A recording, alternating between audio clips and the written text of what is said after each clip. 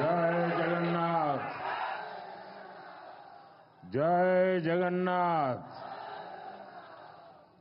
ओडिशार सबू भाइयों भौणी मानको मोर नमस्कार एवं जुहार। ओडिशार मोर सबू परिवारजन मां मौसी भाई भौणी जूब साथी मानकू शुभेच्छा ओ अभिनंदन।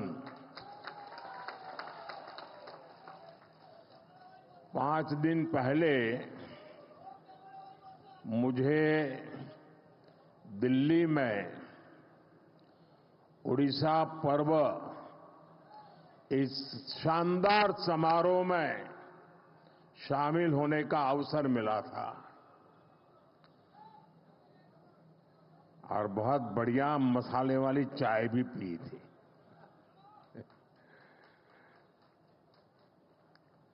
और मैंने धर्मेंद्र को जरा डांटा था। मैंने कहा यार इतना बढ़िया कार्यक्रम किया, मेरे पास जरा ज्यादा समय होता तो मैं और ज्यादा अंदर घूम लेता। शानदार कार्यक्रम था जी। ओडिशा पर्व में उड़िया विरासत और गौरव के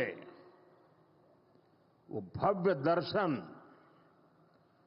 उड़ीसा के लोगों का स्नेह और अपनापन,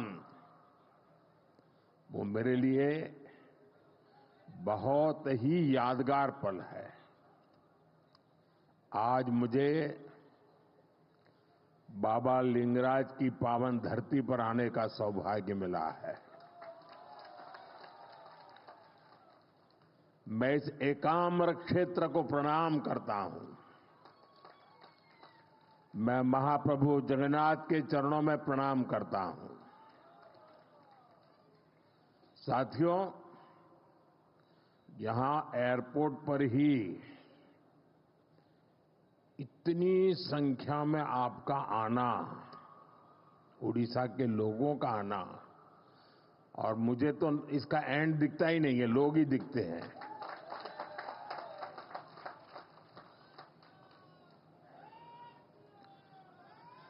आपके इस प्यार के लिए मैं आपका बहुत आभारी हूं।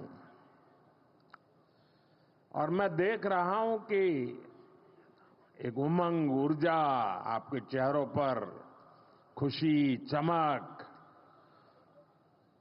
मैं देख भी रहा हूं, मैं अनुभव कर रहा हूं।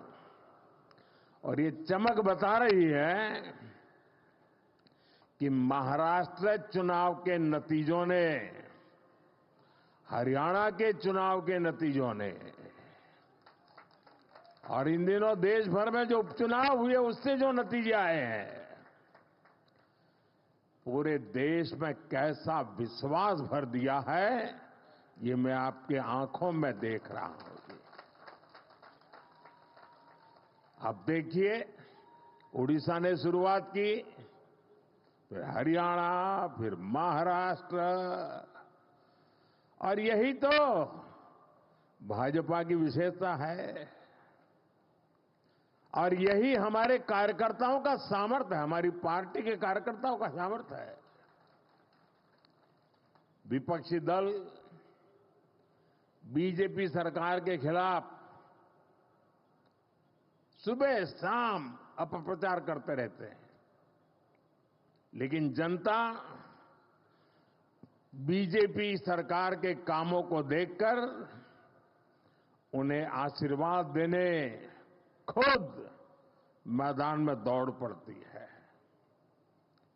आप याद करिए, चुनाव से कुछ महीने पहले तक बड़े बड़े पॉलिटिकल एक्सपर्ट्स ओडिशा में बीजेपी को पूरी तरह से खारिज कर रहे थे। ये लोग कह रहे थे कि उड़ीसा में बीजेपी इतनी बड़ी ताकत बन ही नहीं सकती। कि वो अपने आप अपने बलबूते पर सरकार बना ले। लेकिन जब परिणाम आए तो ये सारे के सारे अपने आप को बड़ा तीसमार खा मानते थे। वो लोग हैरान हो गए, क्योंकि उड़ीसा के लोगों ने भाजपा की केंद्र सरकार के कामों को और दिल्ली में बैठते हुए भी उड़ीसा के लोगों के साथ जो अपनापन का नाता, सुख दुख का साथ, ये 10 साल में उड़ीसा के गांव गांव, घर घर ये बात पहुंच चुकी थी। जब राज्य में हमारी सरकार भी नहीं थी, हमारी योजनाओं के नाम भी बदल दिए जाते थे, सब कुछ होता था, फिर भी ओडिशा के विकास के लिए पूरी लगन और ईमानदारी से हम लगातार काम करते रहे। केंद्र सरकार ने, और मैं कहता हूं भारत सरकार के मंत्रिपरिषद में जितना उड़िया का प्रतिनिधित्व रहा है, पहले कभी नहीं रहा। और केंद्र सरकार ने कभी ये नहीं सोचा कि यहां पर जो सरकार है वो हमारे साथ है, नहीं है, कार्यकर्ताओं को अच्छा लग रहा है, बुरा लगता है, हम वो नहीं सोचते थे। हम जनता का भला करना सोचते थे। और हमने उड़ीसा को केंद्र से मिलने वाले बजट को 3 गुना किया था। हमने उड़ीसा के लिए नई नई योजनाएं बन चलाई, यहां वर्ग हर समाज की समान भाव से सेवा की। और इसलिए उड़ीसा की जनता बीजेपी की नीतियों को और कार्यशैली को भली भांति जान पाई, उनका एक विश्वास पैदा हुआ और दिल खोलकर हमें आशीर्वाद दिया। मैं तो इंटीरियर में जाता था, कभी मैं संकोच करता था, अरे मेरी हिंदी भाषा में मैं बात कैसे पहुंचाऊंगा, लेकिन मैं देख रहा था कि भाषा भी कभी रुकावट नहीं बनी, भाव इतने मजबूत थे जो भाषा से भी ऊपर सवार हो जाते थे। साथियों, मुझे पहले सीएम के रूप में गुजरात की सेवा करने का मौका मिला, फिर पीएम के रूप में देश की जनता का सेवा करने का मौका मिला, और आप सबने, देशवासियों ने तीसरी बार एक सरकार बनाई। मैं दुनिया में जहां भी जाता हूं, सारा दुनिया के लोगों को लगता है भाई क्या बात है, हिंदुस्तान के लोग 140 करोड़ का देश, इतना बड़ा देश, और लगातार एक सरकार को बार बार चुनता जा रहा है। हम 14 में आए, 19 में आए, उससे दुनिया में जितना प्रभाव था 24 में उससे अनेक गुना ज्यादा हो गया है। और साथियों, जब मैं सीएम पीएम के रूप में काम करता रहा, मैंने राजनीति के अलग अलग रंग देखे हैं, मैंने उसके तरीके भी देखे हैं, और मैं मानता हूं कि राजनीति में नीतिगत विरोध ये बहुत स्वाभाविक है, ये लोकतंत्र का स्वभाव है। किसी भी निर्णय को लेकर अलग अलग मत हो सकते हैं। राजनीतिक दल अपने हर तरह के विचार जनता के बीच ले जाते हैं, और पूरा अवसर होता है जनता को प्रशिक्षित करने का। हर राजनीतिक दल को, राजनीतिक विचार को हक होता है। और ये अधिकार का भरपूर उपयोग कर भी सकते हैं। राजनीतिक दल अपनी बात जनता के बीच पहुंचाने के लिए, जनता को जागरूक करने के लिए आंदोलन भी करते रहते हैं। लोकतंत्र की, संविधान की मर्यादाओं में रह करके अपने विचार को प्रकट भी करते हैं। और आंदोलन पहले भी होते थे, आंदोलन आज भी होते हैं, लेकिन पिछले कुछ समय से एक बहुत बड़ा बदलाव आप सभी महसूस कर रहे होंगे। भारत की संविधान की भावनाओं के उसे कुचल दिया जाता है। लोकतंत्र की सारी मान मर्यादाओं को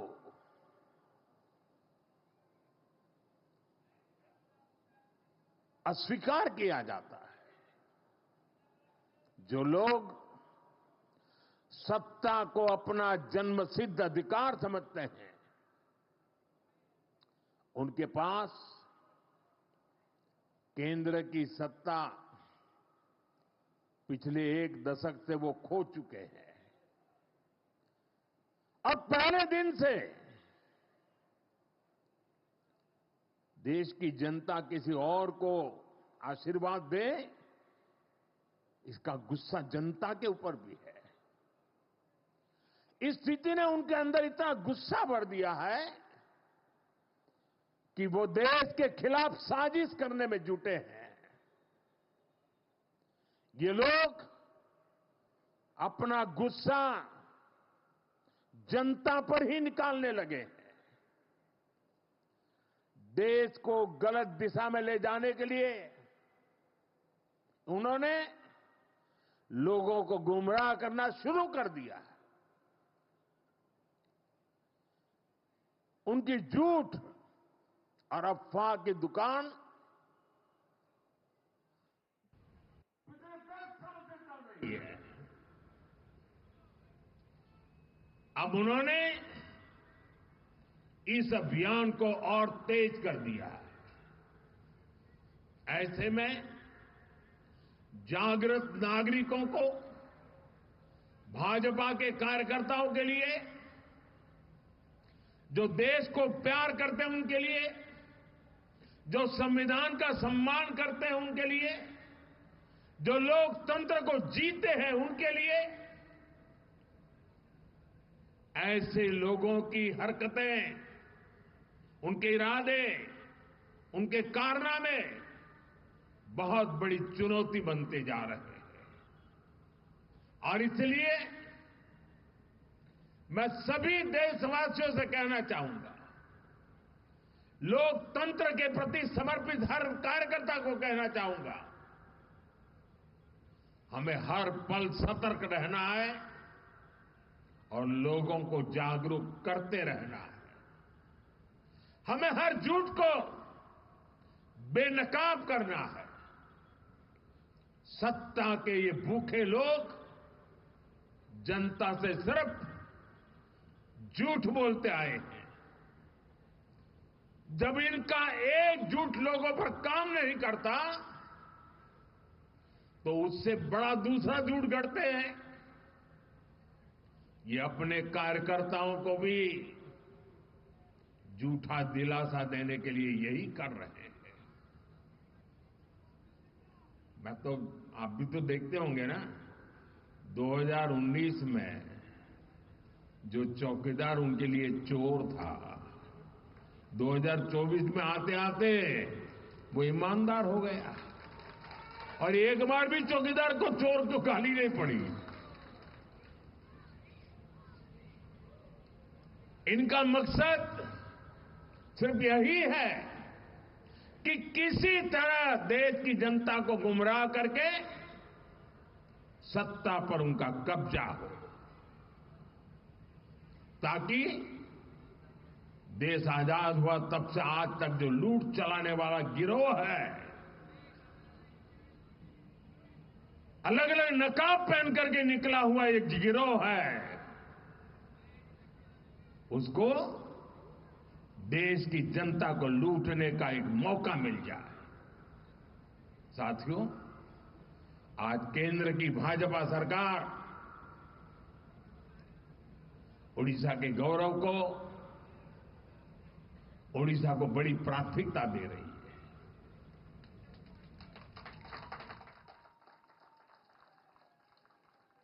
इसी महीने ओडिशा में आप सभी ने बाली यात्रा का भव्य आयोजन किया, सफल आयोजन किया है। और अभी मैं यहां डीजीपी कॉन्फ्रेंस में हिस्सा लेने आया हूं। और आप में से बहुत लोगों का आश्चर्य, यहां के मीडिया के लोगों को भी आश्चर्य होगा। हमारे देश में लगभग 125 साल से ये डीजीपी कॉन्फ्रेंस चल रहा है, हर वर्ष हो रहा है। 125 साल से, अंग्रेजों के जमाने से चल रहा है। 125 साल से डीजीपी कॉन्फ्रेंस चल रहा है, उड़ीसा में पहली बार हो रहा है। देश भर के इस क्षेत्र के जो प्रमुख लोग हैं, वो 2 दिन यहां बैठ करके महाप्रभु जी की इस पवित्र धरती से प्रेरणा लेकर के अपने अपने क्षेत्र में जाने वाले हैं।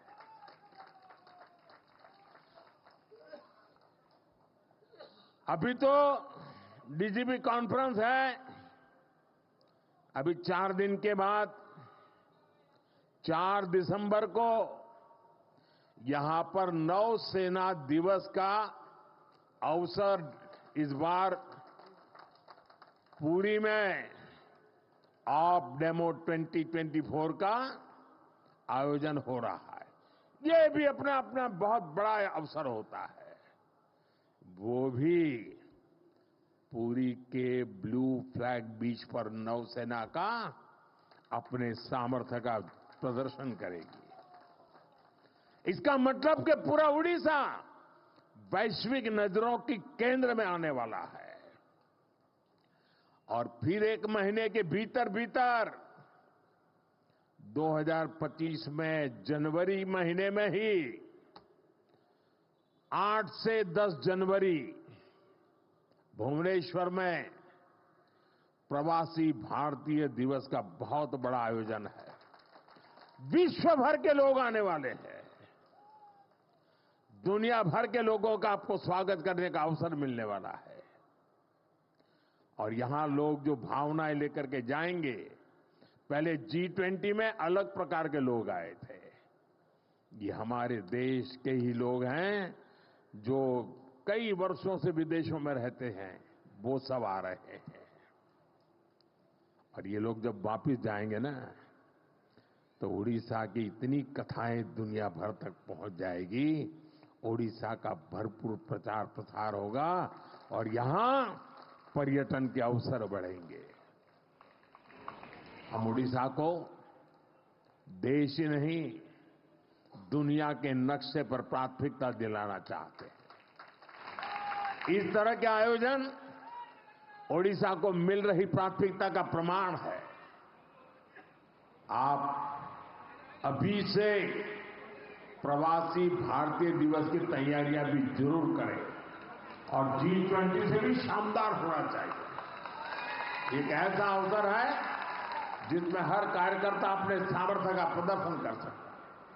हमारा उड़ीसा स्वच्छ हो, सुंदर हो, हमारे पास 1 आध महीना है, शानदार कर सकते हैं, सफाई का बड़ा अभियान चला सकते हैं।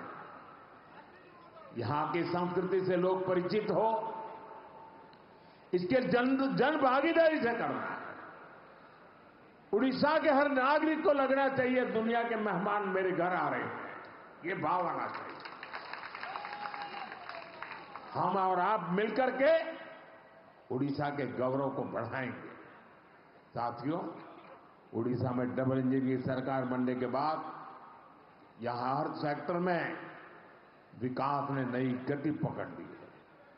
उड़ीसा में एक साथ हजारों करोड़ की इंफ्रास्ट्रक्चर परियोजनाओं पर काम शुरू हुआ है। सरकार की कल्याणकारी योजनाओं का फायदा हर वर्ग को मिलना शुरू हुआ है।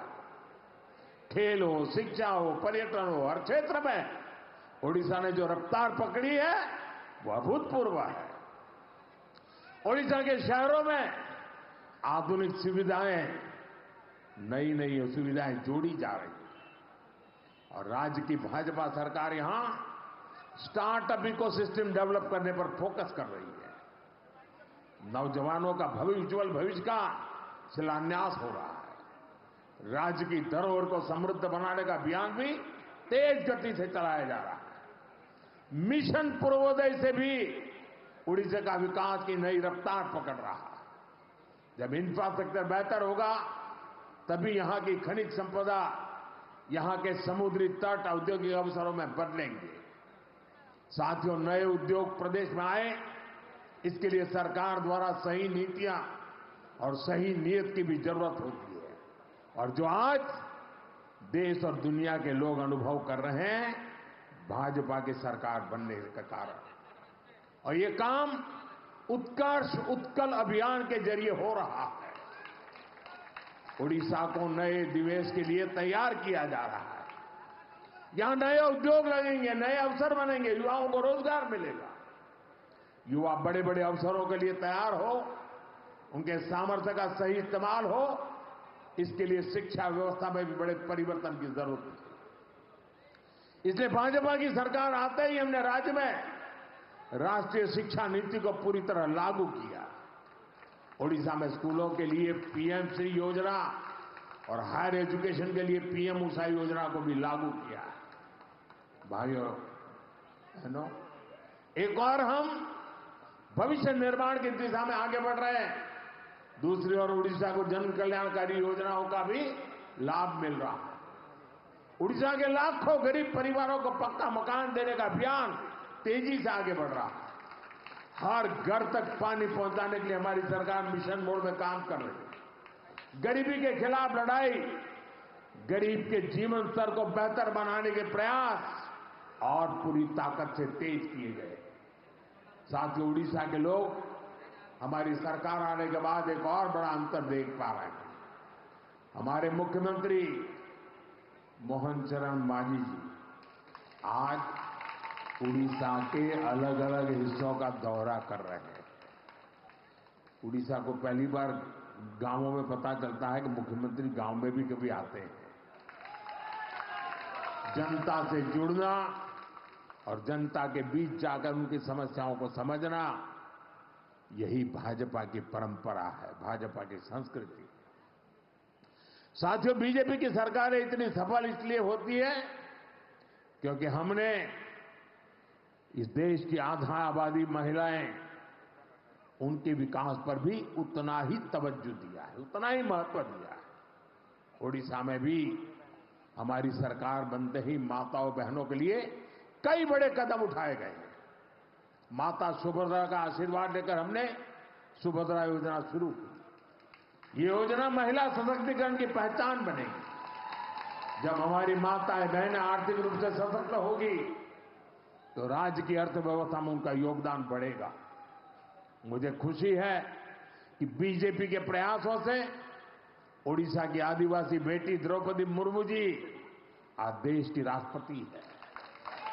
इससे पूरे देश के आदिवासी समाज का गौरव बढ़ा है। मुर्मू जी के देश के सर्वोच्च पद पर आसीन होने से हर वर्ग की बेटियों में आत्मविश्वास बढ़ा है। एक आदिवासी बेटी की यात्रा आने वाली कई पीढ़ियों तक प्रेरित करेगी। साथियों, उड़ीसा में जनजातीय कल्याण के लिए कई महत्वपूर्ण कदम उठाए गए। उड़ीसा के 13 आदिवासी समुदायों को पीएम जनमन योजना का लाभ मिल रहा है। आदिवासी बच्चों की पढ़ाई बीच में न छूटे, इसके लिए उनके घर के पास ही स्कूल की सुविधा देने का प्रयास किया जा रहा है। उड़ीसा के आदिवासी बहुल इलाके में एकलव्य मॉडल आवासीय स्कूल खोले गए। साथियों, चुनाव के समय मोदी ने आपको कहा था कि जो गारंटी मैं दूंगा उसे तेजी से पूरा किया जाएगा। आज उड़ीसा में हमारी सरकार हर गारंटी को पूरा करने के लिए काम कर रही है। अब ओडिशा में धान की खरीदारी 3,100 रुपये प्रति क्विंटल में की जा रही है।